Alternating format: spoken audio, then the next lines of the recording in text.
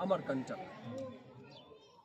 One of the holiest space and the place in the whole country, from where, interestingly, there was a story that British have told during 1890s, 1860s, and early 19th, 20th century too.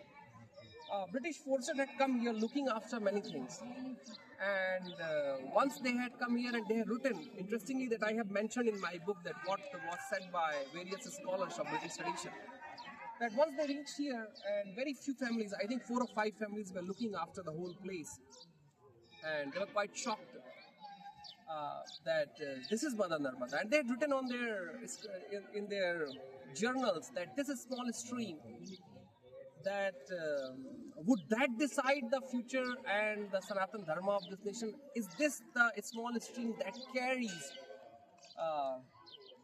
in a term that our history, Sanatan history? And I think after 100 years and 130 years and more than so, when my kind of people are doing Maiya's Parikrama, I think it shows that what Mother Narmada had carried in her bosom, what she had carried in her in her streams, the divine river. Narmada ji is not only, I mean, I have been speaking Maiya Narmada in various contexts. Those contexts may match our Sanatan history. At the same time, I have been telling that Maiya Narmada's both of the banks are carrying the eternal truth of our nation, our culture, our dharma. Because whatever has been written on our scriptures, you can still find on the banks of Mother Narmada. I have been calling them Sanatan Sakshya, the eternal provity of our existence.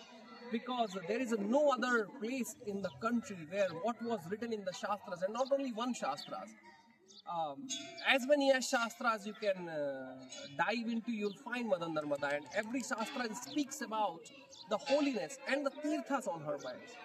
In my last Parikrama, I have found majority of them. Some have disappeared from the face of earth, but I have found those places.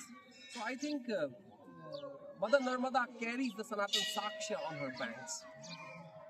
On her ghats, it's not only her divine stream that flows towards the Sagar, but it also carries the Sanatan history of this nation.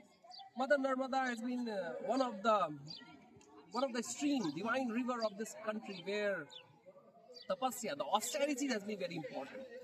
Actually, interestingly, there are 91 different kind of austerities that one can perform in human life or in the lives. And every kind of austerities of tapasya have been performed on the banks of Mother Narmada. It's only Mother Narmada which carried 91 different traditions of tapasya. And those tapasyas are not only by the human soul, but it's also by the birds, the creatures of the ether world, the Gandharvas, the Yakshas, and every other living being. Even interestingly, that even it's those who have carried the stony features, even they have done the tapasya on the banks of Mother Narmada. So, Mother Narmada carries Sanatan Sakshya, the austerities, the tapasya, and the dharma in herself. Because whenever people were devoid of dharma, that was the place where rishis have come to reach back to our dharma. I mean, that was the place where Shaunak Rishi had come. That was the place where Sanak, Sanandan, Sanatan, Sanat Kumar had come. When they had lost the faith, or when they wanted to actually achieve the faith, that's when they came on the Nemavar, which is the place on the banks of Mother Narmada.